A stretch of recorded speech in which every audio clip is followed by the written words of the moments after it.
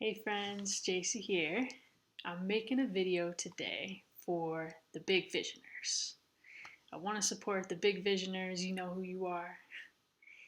You might be one of those people who has always had this heartbeat.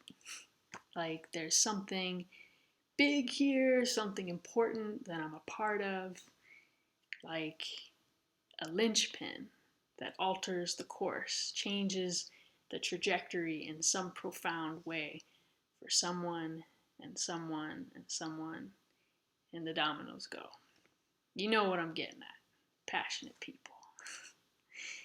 And there's something here for you to put together, to bridge, to create, to make a space. And because this vision is truly radical and it's important, that can come with a lot of weight of responsibility and angst and worry. Like, what if I can't live up to it and fulfill on why I'm here?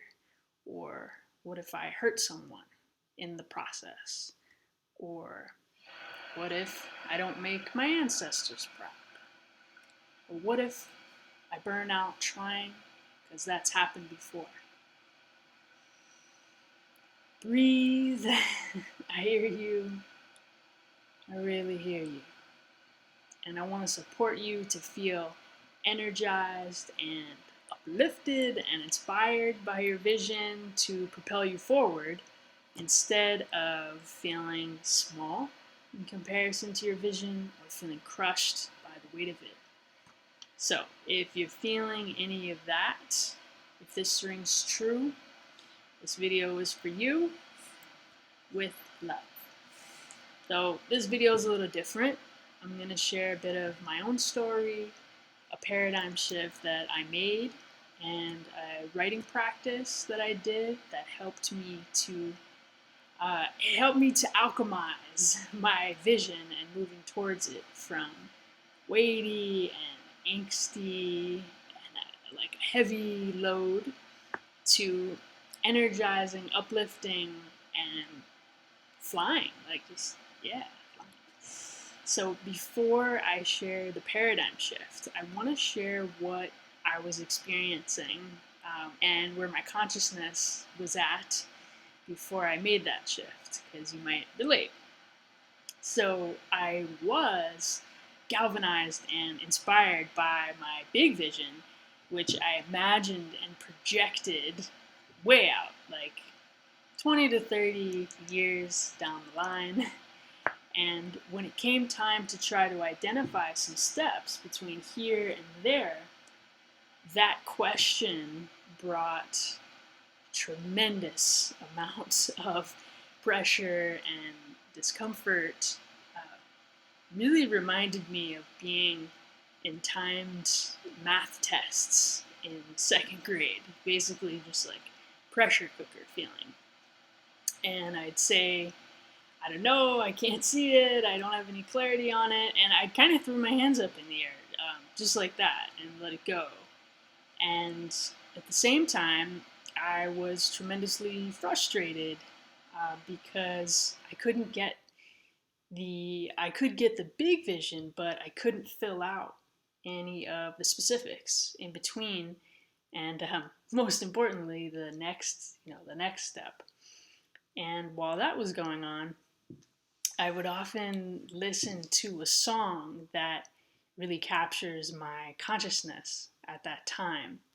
I'd sing the chorus whenever I was having a tough time and when I was experiencing just crushing angst around living on purpose. And it really helped me. The song is called Waving Flag by Kanon, and his music is great. I recommend checking it out if you don't know it. And the lyrics of the chorus that I would sing are, "When I get older, I will be stronger. They'll call me freedom, just like a waving flag." So you can see that same quality of projecting out into the future that I was doing with my vision in that song, and in that chorus. And the paradigm shift that I had is about the role of hope. You can hear the hope and that future orientation in those lyrics. When I get older, I'll be stronger. And I asked myself a question that altered my consciousness going forward. And that question was, what's the deeper fear of setting a closer in vision?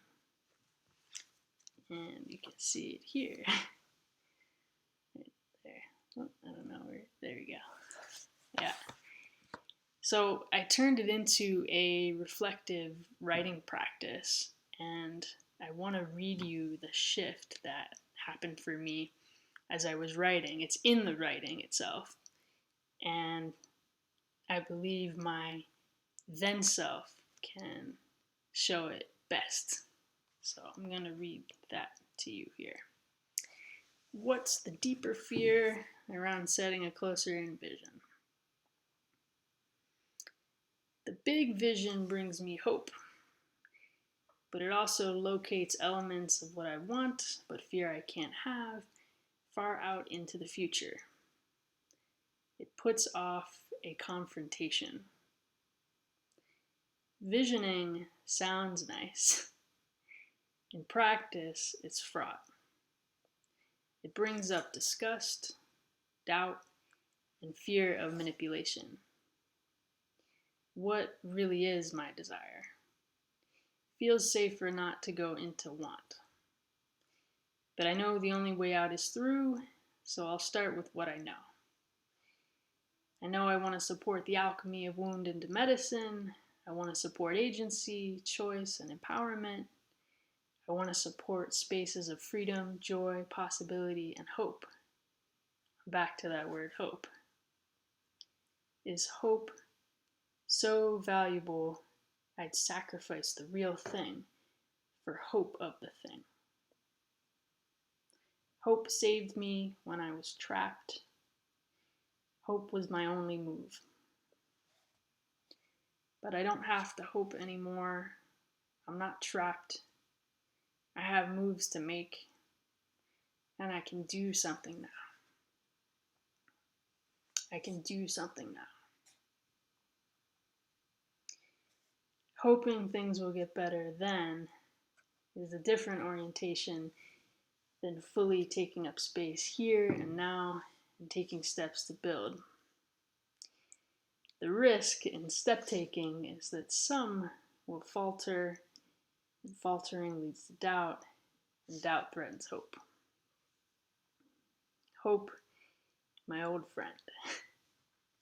You have helped me, you have saved me. I am grateful for all you have done for me. I will repay you for all you've done by proving you right. And the only way I can do that is to let you go. I now rest in the trust of the greater intelligence, the evolutionary forces. I don't need to hope. I'm already God. I can't not be on path. The multiverse got me and all of us. I trust. I can't go wrong. Every seeming misstep is part of the divine path of purpose I'm here to walk. I'll enjoy the ride now, like you always said I would.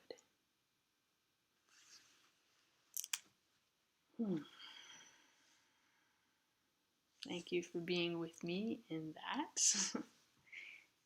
Did that resonate for you? When I shared this writing with my partner, she said, it's timely. Look around the trees. Notice the leaves that are shedding. Only through letting go can they be ready for new leaves and bear fruit in the spring. So I let go of hope so I could more deeply rest in trust. Hope was my idea of the future, trust is my felt sense now. Or we could say hope evolved into trust. Yeah, this is a deep one. We could breathe together here. This is a bit of a different video, so I'd love to know, was this useful to you? Does it bring up questions? I know letting go, it can feel like a huge, scary topic, and I'd love to hear what you think. Happy to hear from the big visioners.